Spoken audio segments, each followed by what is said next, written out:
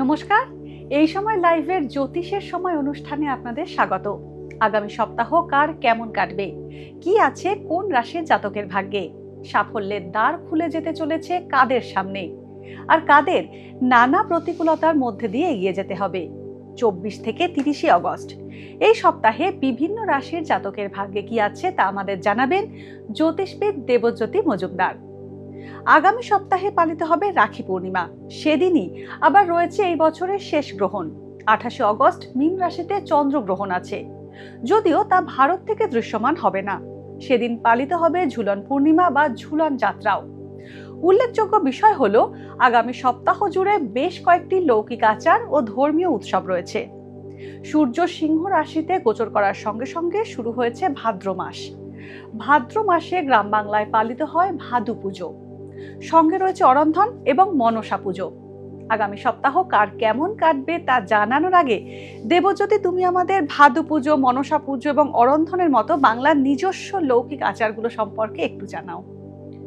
ভাদু পুজো মূলত রাঢ় বাংলার আমাদের একটা লৌকিক পুজো, যেটা কিনা শতাব্দী প্রাচীন একটা লৌকিক আচার হয়ে আসছে। শোনা যায় জনশ্রুতি যে কোনো এক রাজকন্যা ছিল রাজার, যার নাম ভদ্রাবতী। তিনি নাকি তার বিয়ের দিনই একটা আকস্মিক কোনো কারণে মৃত্যুবরণ করেন।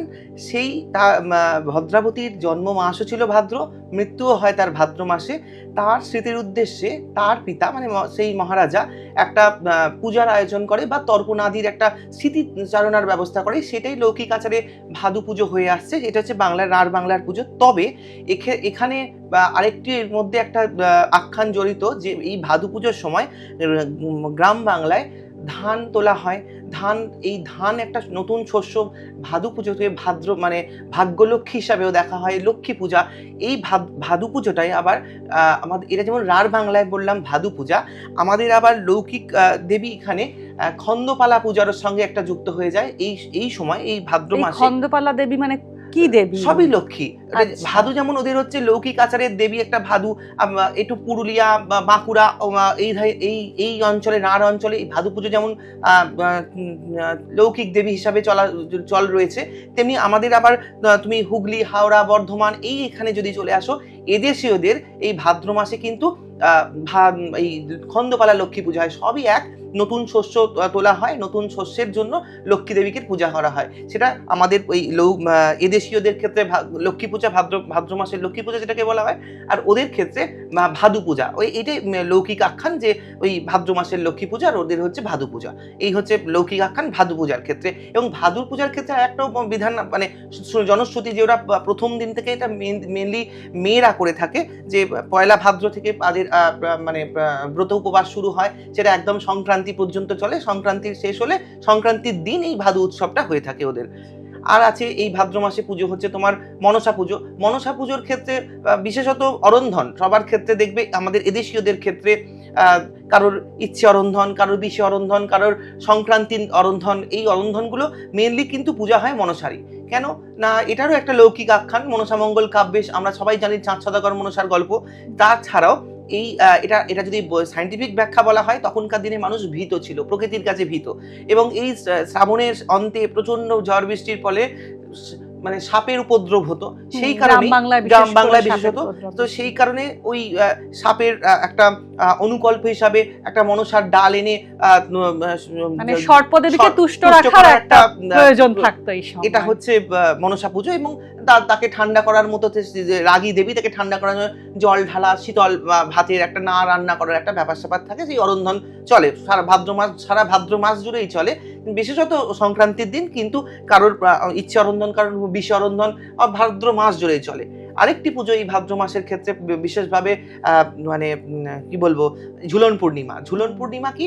ঝুলন পূর্ণিমা হলো এটা শুরু করেছিলেন বৃন্দা দেবী। মানে বৃন্দা দেবী হলেন তুলসী, মানে তিনি পরবর্তীকালে বৃন্দা দেবী নামে খ্যাত। তিনি কি ছিলেন? পরম বিষ্ণু উপাসক। তিনি কি করলেন? বিষ্ণুর মূর্তিকে এনে তিনি এক বনের মধ্যে কদম্ব গাছের নিচে রেখে, শ্রী রাধিকার বিগ্রহকে পাশে রেখে প্রথম এই ভাদ্র মাসের একাদশী তিথির দিনকে এটি শুরু করেন এবং সেই তিথি এবং এই একাদশী থেকে দশমী অর্থাৎ 10 দিন ধরে চলে পূর্ণিমা পর্যন্ত। এই তিথিটাকে এই টাইমটাকে স্প্যানটাকে ঝুলন মানে সমাপন হয় এই পূর্ণিমা তিথিতে, মানে একাদশী থেকে পূর্ণিমা পর্যন্ত ঝুলনটা উনি শুরু করেছিলেন। এরই সূত্র রেখে পরবর্তীকালে আমাদের শ্রীমন্দিরে অর্থাৎ পুরীর মন্দিরেও জগন্নাথ বিগ্রহ নয়, কিন্তু ছোট শালগ্রাম বা ওখানে গোবিন্দের মদন মোহনের বিগ্রহ আছে, তাকে নাট মন্দিরে নিয়ে এসে তার সঙ্গে শ্রীদেবী ভূদেবীকে সঙ্গে রেখে ঝুলনের 10 দিন ধরে একটা 10 দিন ব্যাপী 10 দিনই তো একাদশী থেকে দশমী পূর্ণিমা পর্যন্ত ঝুলন উৎসব হয়ে থাকে। এটা হচ্ছে এবং এই পূর্ণিমা আবার বলভদ্র জন্মতিথি অর্থাৎ বলরামের আবির্ভাব তিথি। সবকিছু নিয়ে এই ভাদ্র মাস কিন্তু আমাদের যেমন বলি ভাদ্রে কোনো শুভ কাজ হয় না, ভাদ্র মল বা লৌকিক আমরা বাঙালিরা বলে থাকি ভাদ্রে শুভ কাজ হয় না, কিন্তু এত কিছু শুভ হচ্ছে ভাদ্রের মধ্যে। এছাড়াও পরবর্তীতে কৌশী অমাবস্যা আছে, মানে শুভ, মানে কোনো সময় ভাদ্রকে আমরা অচ্ছুত করে রাখতে পারি না, ভাদ্র মাসে সবকিছুই হয়। যাই হোক, এই হচ্ছে ভাদ্র মাসের তিথি বা পূজা এর হিস্ট্রি। ভাল লাগলো, মানে যেগুলো প্রধান উৎসব যে সেগুলো সম্পর্কে জানাই যায়, কিন্তু যেগুলো মানে একদম লৌকিক আচার, গ্রাম বাংলার নিজস্ব কিছু আচার রয়েছে যেগুলো সম্পর্কে অনেক সময় সেগুলো কিছুটা অন্ধকারে থেকে যায়, সেইগুলো সম্পর্কে নতুনভাবে জানা গেল। ভাল লাগলো দেবজ্যোতি। তাহলে এবারে আমরা চলে আসি আমাদের মূল যে আলোচ্য বিষয়, সাপ্তাহিক রাশিফল। আগামী সপ্তাহ কোন রাশির কেমন কাটবে? শুরুতেই হচ্ছে মেষ রাশি। মেষ রাশি, এ সপ্তাহে ভুল তথ্য বা পরামর্শ কর্ম সংক্রান্ত দ্বিধা বাড়াতে পারে। অধস্তন কর্মচারীকে বিশ্বাস করলে ক্ষতি হবে। নিজের স্বাস্থ্য সম্পর্কে সচেতন থাকুন। স্ত্রীরোগ, কিডনি, লিভার সংক্রান্ত সমস্যা বাড়বে। ছাত্রছাত্রীরা পরীক্ষায় পরিশ্রমের ফলাফল যথাযথ নাও পেতে পারেন। দূর দেশ ভ্রমণের সম্ভাবনা রয়েছে। গুরুজনের স্বাস্থ্যহানি ও চিকিৎসার কারণে অর্থব্যয়ের সম্ভাবনা থাকছে।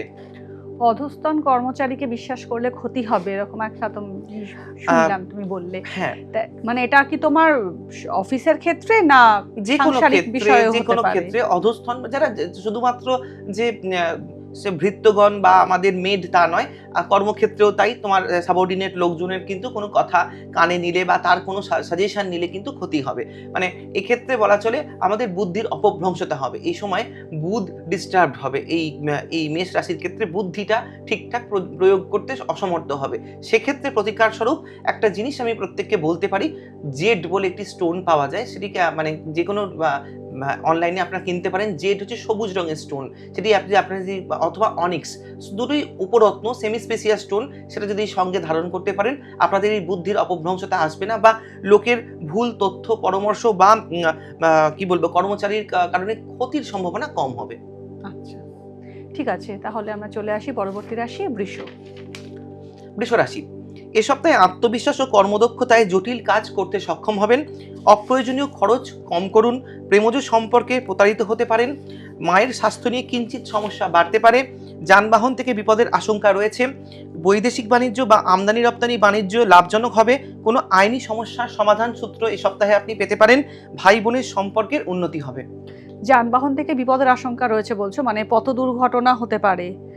হ্যাঁ, শুধু পথ দুর্ঘটনা নয়, আঘাত রক্তপাতও সম্ভাবনা থাকছে। এটা থেকে সচেতন থাকা উচিত হবে। প্রত্যেক বিশ্বরাশি জাতক জাতিকার ক্ষেত্রে এই সপ্তাহ কিন্তু একটু বেশি সতর্ক হয়ে চলা উচিত হবে। রাস্তাঘাটে দুর্ঘটনার আশঙ্কা রয়েছে। আর এছাড়া এর জন্য কি প্রতিকার স্বরূপ একটা জিনিস আমি বলতে পারি যে ত্রিকোণ আকৃতি কোনো রক্তবস্ত্র আর লাল কাপড়, ত্রিকোণ আকৃতি, এটা ত্রিকোণ হচ্ছে মঙ্গলের আকৃতি, এই আকৃতির লাল কোনো কাপড় যদি সঙ্গে আপনার মানে যে কোনো গাড়ি, 4 চাকা হোক, বাইক হোক, স্কুটি হোক, যে কোনো গাড়ির সাথে যদি ত্রিকোণ আকৃতি কোনো লাল বস্ত্র রাখতে পারেন, আঘাতের বা এই দুর্ঘটনার সম্ভাবনা কম। এটা গাড়িতে রাখতে বলছো, কিন্তু মানে অথচ যে ধরো পাবলিক ট্রান্সপোর্ট ইউজ করছে সে কি সঙ্গে রাখলেই হবে? সঙ্গে রাখলে হবে, তার ক্ষেত্রে সঙ্গে রাখলে চলবে। ত্রিকোণ আকৃতি লাল বস্ত্র, যে কোনো, সেটা শালু কাপড় হতে পারে, যে কোনো লাল বস্ত্র হলেই হবে। এটা কি মানে শুদ্ধ করে নেওয়ার কোনো ব্যাপার নেই, এটা জাস্ট মঙ্গলের আকৃতি। মঙ্গলকে আমি সঙ্গে নিয়ে যাচ্ছি, আমার মঙ্গলটা অ্যাক্টিভ হয়ে গেল, আমার মঙ্গলকে স্ট্রং করে রাখলাম।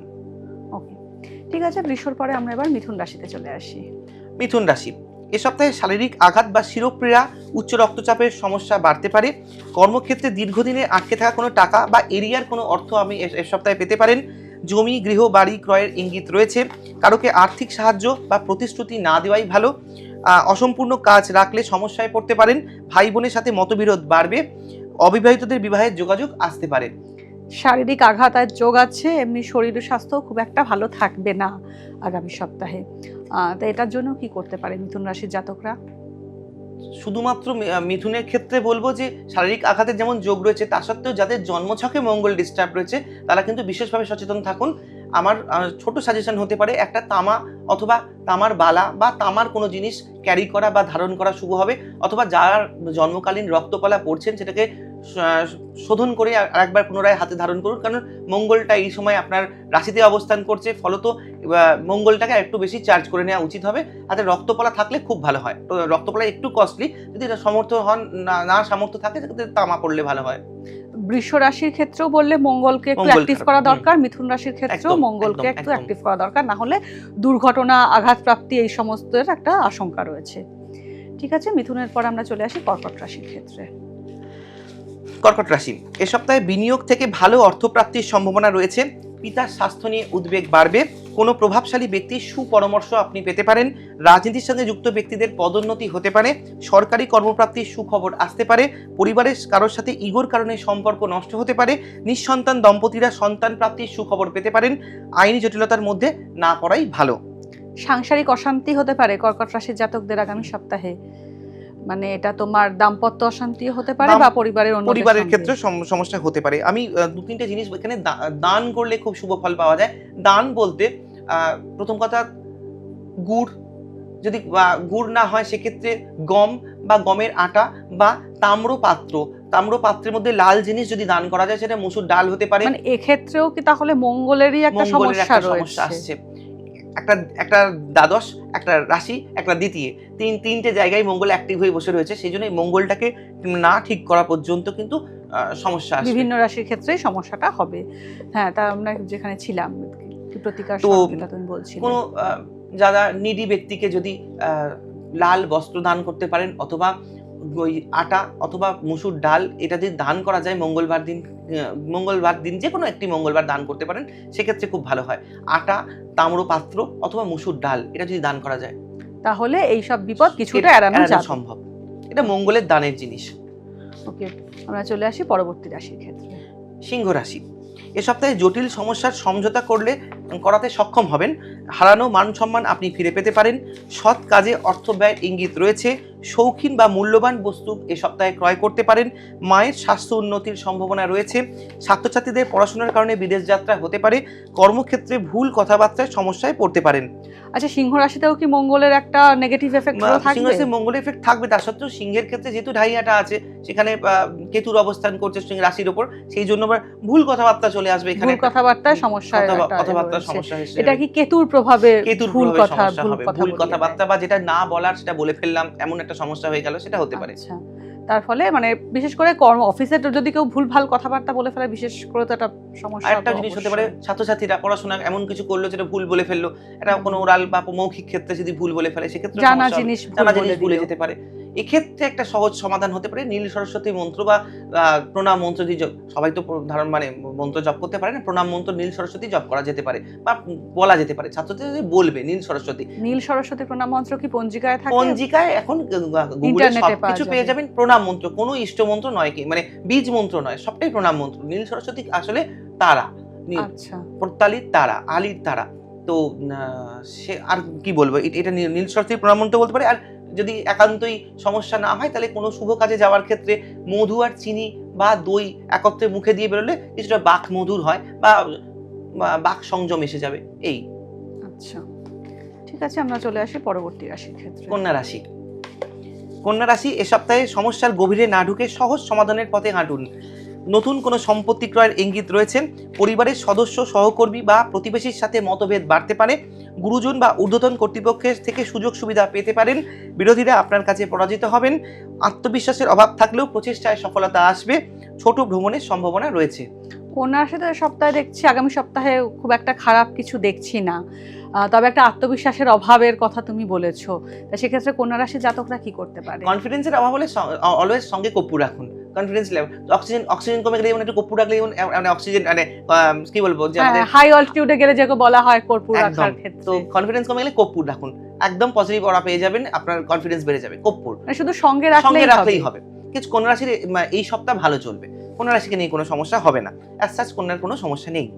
সুখবর কন্যা রাশি জাতকদের জন্য। আমরা চলে আসি পরবর্তী রাশি তুলায়। তুলা রাশি, এ সপ্তাহে সঠিক সময়ে সঠিক সিদ্ধান্ত নিতে আপনি সক্ষম হবেন। পুরনো কোনো আটকে থাকা অর্থ আপনি এই সপ্তাহে পেতে পারেন। সরকারি কর্মপ্রাপ্তির সুখবর আপনি এই সপ্তাহে পেতে পারেন। আর্থিক শ্রীবৃদ্ধির ইঙ্গিত রয়েছে। ব্যবসা লাভজনক হবে। কর্মক্ষেত্রে কর্তৃপক্ষের সাথে মতভেদ ও সেই সংক্রান্ত সমস্যা বাড়তে পারে। পুরনো রোগভোগ থেকে মুক্তির ইঙ্গিত রয়েছে। ঋণ মুক্তির সম্ভাবনা প্রবল। কর্মক্ষেত্রে একটা সমস্যা দেখা যাবে তুলা রাশির হুম, আগামী সপ্তাহে কর্তৃপক্ষের সঙ্গে হুম। মতভেদ, তাই সেক্ষেত্রে প্রতিকার হিসেবে কি করা যেতে পারে? সবচেয়ে ইজিয়েস্ট হচ্ছে ঊর্ধ্বতন কর্তৃপক্ষকে আমরা সবসময় গুরু বলি, মানে আমাদের গুরু হায়ার, এটা সবার ক্ষেত্রেই প্রযোজ্য। যারা ঊর্ধ্বতন কর্তৃপক্ষ যদি খুব ডিস্টার্ব করে, বা এটা ঊর্ধ্বতন কর্তৃপক্ষ নয়, যদি কেউ আর্থিকভাবে বেশ সঙ্গতিপূর্ণ কোনো ব্যক্তি আপনাকে ডিস্টার্ব করছে, আপনি কিছু করবেন না, সোজা হলুদ মিষ্টি কিনুন, হলুদ লাড্ডু, কমলার ভোগ, এই ধরনের জিনিস বিনা পয়সায় কর্তৃপক্ষে, মানে যার সঙ্গে সমস্যা হচ্ছে তাকে গিয়ে খাইয়ে দিন, সিম্পল খাইয়ে দিন। দেখুন আপনার সঙ্গে যে মতভেদ সেটা ঘুচে যাবে। আর এর সঙ্গে যদি ছোট এলাইচির কিছু সঙ্গে থাকে, তাহলে তো আর দেখতেই হচ্ছে না। খুব সহজ সহজ উপায়, যে কেউ অ্যাপ্লাই করে দেখতে পারেন, পরে আমাকে জানাবেন। তুলা রাশির ক্ষেত্রে এটা তুলা রাশির ক্ষেত্রে প্রযোজ্য, এবং পরবর্তীকালে যে কেউ করতে পারেন। এটা বসের সাথে সমস্যা হলো, কি ধরুন বাড়িতে কোনো টিচারের সাথে স্কুলে সমস্যা আছে, তাকে খাইয়ে দিন, কি সে আপনার মানে সদয় হয়ে যাবে, আপনার প্রতি সদয় হবে। মানে এতে কি হয়, বৃহস্পতি চার্জ আপ হয়ে যায়। গুরুকে হলুদ জিনিস বৃহস্পতি ইন্ডিকেট করে, তো চার্জ আপ হয়ে যায়। বাহ, এটা তো মানে খুবই সহজ একটা সমাধান। তবে বিনা পয়সায় খাওয়াতে হবে, পয়সা নিয়ে যাবে। অবশ্যই, এমনিতেও বসকে পয়সা মিষ্টি খাইয়ে কি আর টাকা নিতে পারবে। খুবই সহজ সমাধান। আমরা চলে আসি পরের রাশিতে। বৃশ্চিক রাশি, এ সপ্তাহে নিজের ভবিষ্যৎ পরিকল্পনা প্রকাশ না করাই ভালো। কর্মক্ষেত্রে আপনার ভাবমূর্তি আরো উজ্জ্বল হবে। শিক্ষা ও গবেষণা সংক্রান্ত কাজে সফলতা আসবে। আঘাতপ্রাপ্তি অস্ত্রোপচারের ইঙ্গিত থাকছে। আইনি সমস্যা বাড়তে পারে। দাম্পত্য অশান্তি চরমে উঠবে। সন্তানের কোনো সুখবর পেতে পারেন। আর গুপ্ত শত্রুতার স্বরূপ সামনে আসবে। আইনি সমস্যাও আসতে পারে, আবার গুপ্ত শত্রু মানে আড়াল থেকে কেউ ক্ষতি করার চেষ্টা করবে, যাদেরকে মানে এতদিন আমি চিনতাম না, এবার আমি তাদেরকে চিনতে পারছি। এটা বৃশ্চিকের ক্ষেত্রে এ সপ্তাহে বেশ একটুখানি বেশ স্বপ্ন ব্যাপার। মানুষকে চেনা এবং অচেনা ব্যক্তি, মানে চেনা শত্রু যাকে আমি চিনতাম না, তার স্বরূপটা সামনে চলে আসবে। মানে যাকে আমি শত্রু হিসেবে চিনতাম না, সে আমার পরিচিত, কিন্তু জানতাম না যে সে আড়াল থেকে আমার শত্রুতা করছে। কিন্তু তাকে আমি এই সপ্তাহে জানতে পারবো যে শত্রু ভাবটা মানে প্রকাশ হয়ে যাবে তার। এটা হচ্ছে এই সপ্তাহ বৃশ্চিকের জন্য খুব একটা কঠিন একটা ব্যাপার। তাই এর থেকে মুক্তি পাওয়ার কোনো প্রতিকার আছে? মুক্তি পাওয়ার প্রতিকার নেই, তবে নিজস্ব সাবধানতা হতে পারে, যে নিজে একটা প্রোটেকশন নিয়ে নেওয়া। বগলা দেবী, বগলা হচ্ছে শত্রু স্তম্ভন দেবী, অর্থাৎ কিনা তিনি হচ্ছে স্তম্ভনের দেবী। তিনি থামিয়ে দেয়, আটকে দেয়, স্তম্ভন করে দেন। তো সেই জন্য যদি সম্ভব, অবশ্যই ইষ্টবীজ নয়, কেবলমাত্র বগলার পটে বা ছবি যদি সঙ্গে রাখেন আপনার, বা ধূপ দ্বীপ দেখান, এটা এক্ষেত্রে কিন্তু পজিটিভ হতে পারে। আপনার শত্রু আপনার ক্ষতি নাও করতে পারে, বা শত্রুতা চিনে গেলেন কিন্তু ক্ষতি হবে না। বগলার ছবি, বগলার পূজা এটা করতে পারে, যে কেউ করতে পারে যারা এই শত্রুতার সম্মুখীন হচ্ছেন। আর আইনি সমস্যায় জড়িয়ে সেটাও বগলা। সেখানে আমরা যখন খুব মামলা মকদ্দমা চলছে, তার কোনো রকম সুরাহা হচ্ছে না, শত্রু খুব পীড়ন করছে, তখন বগলা প্রয়োগ করা হয়। তখন বগলাতে দশমহাবিদ্যার হচ্ছে সবচেয়ে ব্রহ্মাস্ত্র দেবী বলা হয়। ইনি ব্রহ্মাস্ত্র, ইনি লাস্ট প্রয়োগ করা হয় এনাকে। ইনি হচ্ছেন একদম, তোমার যদি কোনো আইনি সমস্যা থাকে, ইনি একদম সলভ করবেনই করবেন। আচ্ছা, ভালো কথা। তাহলে চলে আসি বৃশ্চিকের পরের রাশি ধনু। ধনু রাশি, এ সপ্তাহে ছোট সমস্যা নিয়ে পারিবারিক বিবাদ বাড়তে পারে। অনিশ্চিত ক্ষেত্র থেকে অর্থপ্রাপ্তির প্রবল ইঙ্গিত রয়েছে। পুরনো কোনো যোগাযোগ থেকে সুফল আসতে পারে। মায়ের স্বাস্থ্য উন্নতির সম্ভাবনা রয়েছে। ছোট শর্টকাট বা অনৈতিক পথে চললে বিপদ হতে পারে। ব্যবসায় পরিশ্রমে যথাযথ সুফল এ সপ্তাহে আপনি নাও পেতে পারেন। কর্ম সংক্রান্ত ভালো সুযোগ আসতে পারে। ভালো বন্ধুর সান্নিধ্য বা প্রেমজ সম্পর্কে এ সপ্তাহে জড়াতে পারেন। মানে ব্যবসায়ীদের কিছু সমস্যা আছে বলছো? ব্যবসায়ীরা যতটা এফর্ট দেবে সেই ওয়াইজ কিন্তু রেজাল্ট এই সপ্তাহে পাবে না। মানে পরিশ্রম করলেও ঠিকমতো সাকসেস আসবে না। তার জন্য কি করা যেতে পারে? ব্যবসা ক্ষেত্রে বা যিনি ব্যবসায়ী, যিনি ব্যবসা করেও ফেড আপ হচ্ছেন, যথাযথ টাকা রোল হচ্ছে না, সেক্ষেত্রে গাঁট হলুদ কিনতে পাওয়া যায়, যেগুলো আগেকার দিনে মায়েরা গুঁড়ো হলুদ করতো, মানে শুকনো, কাঁচা হলুদ, যেটা কাঁচা হলুদ নয়, শুকনো হলুদ, গাঁট আচ্ছা। ছড়ায়, বিয়ের গাঁট ছড়ায় বাঁধা হয়, দেখবে শুকনো শুকনো হলুদ, সেই হলুদ দশকর্মার দোকানে পাওয়া যায়। আচ্ছা। সেটা যদি কর্মস্থলে রাখা যায় ভালো, যদি পৈতের সুতোতে নিজের ডান হাতে বাঁধতে পারেন সেক্ষেত্রেও ভালো। ব্যবসা ক্ষেত্রে কিন্তু মানে এই লোকসান কিছু হবে না, লাভ হবে ব্যবসা ক্ষেত্রে। গাঁট শুকনো হলুদ যদি 3টে গাঁট দেওয়া হলুদ হয় তাহলে খুব ভালো হয়। মানে এটা শুধুমাত্র ব্যবসায়ীদের জন্যই- ব্যবসার ক্ষেত্রে। ব্যবসার ক্ষেত্রেই একদম। শুভ এটা। ঠিক আছে, আমরা চলে আসি পরবর্তী রাশির ক্ষেত্রে। মকর রাশি, যে কোনো কাজ যৌথভাবে করলে সফলতা শীঘ্রই আসবে। আটকে থাকা কাজ সমাধা হবে। অবিবাহিতদের বিবাহের যোগাযোগ আসার সম্ভাবনা প্রবল। চিকিৎসায় গাফিলতির সম্ভাবনা রয়েছে, প্রতিশ্রুতি দেওয়ার আগে বিবেচনা করুন। ব্যবসায়িক কাজে অগ্রগতি হবে। শৌখিন দ্রব্য বা গাড়ি কেনার সম্ভাবনা রয়েছে। কর্মক্ষেত্রে রাজনীতির শিকার হতে পারেন। মেডিকেল কিছু সমস্যা দেখা দিতে পারে বলছো। মকরের সবটাই ভালো, কিন্তু স্বাস্থ্য নিয়ে একটু সমস্যা স্বাস্থ্য নিয়ে একটু ভুগতে হবে আসতে হবে। মকর রাশি জাতকদের। তাই এক্ষেত্রে কি করা যেতে পারে? স্বাস্থ্য সংক্রান্ত সমস্যার ক্ষেত্রে সোজা এবং সহজ সমাধান হচ্ছে নর্মদেশ্বর কিনে আনুন। খুব মার্কেটে অ্যাভেলেবেল নর্মদেশ্বর, নর্মদায় থেকে তোলা শিবলিঙ্গ, ছোট শিবলিঙ্গ, তাকে কেবল নিত্যদিন চাল দিন। অক্ষত, অক্ষত হচ্ছে আমাদের পুজোর ক্ষেত্রে হচ্ছে আতপ চালকে অক্ষত বলা হয়। অক্ষত যদি নিত্যর মাথায় দেন তাহলে রোগ ভোগ থেকে মুক্তি হয়, এবং যেগুলো আমার ক্ষত সেগুলো প্রলেপ হয়ে যায়, অক্ষত দেওয়া হয়। সেই জন্য অক্ষত দিয়ে যদি বানেশ্বর বা নর্মদেশ্বরকে পুজো করা যায়, রোগ ভোগ মুক্তি অচিরেই হয়। মানে প্রতিদিন শুধু ওই অক্ষত হ্যাঁ, দিলেই অক্ষত দিয়ে পুজো করতে হয় বানেশ্বরকে। বানেশ্বর বা নর্মদেশ্বর, বানেশ্বর এখন অ্যাভেলেবেল নেই, সবই নর্মদেশ্বর। ঠিক আছে, মকরের পর আমরা চলে আসি কুম্ভ রাশি। কুম্ভ রাশি, হঠকারিতায় কর্ম পরিবর্তন করলে সমস্যা বাড়তে পারে। রোগ ভোগ থেকে মুক্তির ইঙ্গিত রয়েছে।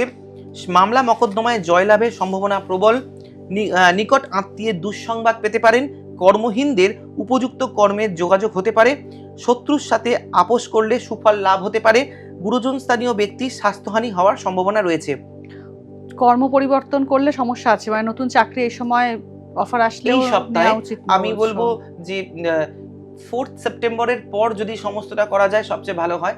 এই সপ্তাহটা একটুখানি পোস্টপন করে, যে কোনো আমার নোটিস পিরিয়ড আছে, এই আছে তাই আছে বলে একটু ঝুলিয়ে দিন, একটু পিছিয়ে দিয়ে 4 সেপ্টেম্বরের পর যেটা নতুন কিছু জাম্প করুন, তাহলে সেই সময়টা ভালো হবে। তা সেই অফারটা তখন ভালো হবে। এমনি যদি ধরো এমন কিছু হলো যে করতেই হবে এরকম, সেক্ষেত্রে কোনো প্রতিকার কিছু আছে কি? পোস্টপন বা সবচেয়ে ইজি, সবচেয়ে মানে সহজ কথা হচ্ছে পোস্টপন করুন। যদি একান্তই সম্ভব না হয় সেক্ষেত্রে চিনি, আপনি চিনি হলুদের সাথে মিশিয়ে নিন। চিনি হলুদের সাথে মিশিয়ে ঠিক বৃহস্পতির পর্বে, এই পর্বে যদি আপনি রাব করেন, বৃহস্পতির ক্ষেত্রটা অ্যাক্টিভ হয়। তাতে কি হয়, বৃহস্পতি চার্জ আপ হয়। যেখানে কর্ম পরিবর্তন করছেন সেই জায়গায় যে সমস্যাটা সেটা চলে যাবে, অর্থাৎ কিনা বৃহস্পতি সেটা সাপোর্ট দিয়ে দেবে। এটা করা যেতে পারে। চিনি হলুদ দিয়ে মিক্সড করে এখানে রাব করতে হয়, সেটা বৃহস্পতিবার করলেই শুভ হবে। মানে যদি নেহাতি একান্তই সম্ভব না হয়। ঠিক আছে, তাহলে লাস্টটা হচ্ছে আমাদের মীন রাশি। মীন রাশির জাতকদের আগামী সপ্তাহ কেমন কাটবে? মীন রাশি, এ সপ্তাহে পুরনো বিবাদ মিটতে পারে। শারীরিক অবসন্নতা বাড়বে। কর্মের প্রতি অনীহা আসতে পারে। সন্তানের কোনো সুখবর এ সপ্তাহে আপনি পেতে পারেন। আইন সংক্রান্ত বিবাদ মিটবে। জীবনসঙ্গীর সাথে মতভেদ বাড়তে পারে। ছাত্রছাত্রীরা পড়াশোনায় সুফল লাভ করতে পারেন। আটকে থাকা কোনো কাজ এ সপ্তাহে সমাধা হতে পারে। প্রেমের সম্পর্কে সফলতা আসবে। ব্যয় বৃদ্ধির ইঙ্গিত থাকছে। শরীর মানে অসুখ বিসুখ নিয়ে ভোগার সম্ভাবনা মীন রাশির জাতকদেরও রয়েছে। চিকিৎসায় গাফিলতি হতে পারে। মীন রাশি প্রথম কথা সাড়ে সাথী চলছে। দ্বিতীয় কথা, রাশির মধ্যেই শনি বক্রী অবস্থান করছে, ফলে শরীর খারাপ, স্বাস্থ্য নিয়ে একটা নেগেটিভ ইম্প্যাক্ট আসতে পারে। এই ক্ষেত্রে মিনের যদি সঠিক একটা সমাধান বলি, রাশিরত্ন খুব হেল্প করে। রাশিরত্ন কি? মিনের অধিপতি বৃহস্পতি। বৃহস্পতির রত্ন হচ্ছে পোখরাজ। আমি পোখরাজ বলছি না, পোখরাজ খুব কস্টলি, কিন্তু তার মানে উপরত্ন যদি বলা যায় টোপাজ। টোপাজের এখন দেখবেন মার্কেটে প্রচুর ব্রেসলেট পাওয়া যাচ্ছে। আপনি ব্রেসলেট ক্যারি করুন, স্বাস্থ্য নিয়ে ভোগান্তি কম হবে। আচ্ছা, হ্যাঁ, এটা তো টোপাজের তো অতটা দামও নয়। টোপাজ মানে সহজেই অ্যাভেলেবেল একদম। ধারণ করা যেতে পারে। ঠিক আছে, খুব ভালো লাগলো দেবজ্যোতি, তোমার সঙ্গে কথা বলে। আগামী সপ্তাহ কার কেমন কাটবে তা আমরা জেনে নিলাম। কার ভাগ্যে ভালো ফল অপেক্ষা করছে, কার সামনে নানান রকমের চ্যালেঞ্জ আসতে পারে, সেই সবই জেনে নিলাম আমরা। এবং তার জন্য কি করা যেতে পারে, সেই সমস্ত চ্যালেঞ্জেস যাদের সামনে আসছে, সেই সমস্ত প্রতিকূলতা জয় করার জন্য কি করবেন, তার জন্য খুব সহজ কিছু ছোট ছোট টোটকা বলা হলো। সেগুলো প্রয়োজন হলে আপনারা নিশ্চয়ই অ্যাপ্লাই করে দেখুন, অবশ্যই ভালো ফল পাবেন। সবাই খুব ভালো থাকুন, খুব সাবধানে থাকুন। সবার সঙ্গে দেখা হচ্ছে খুব শিগগিরই।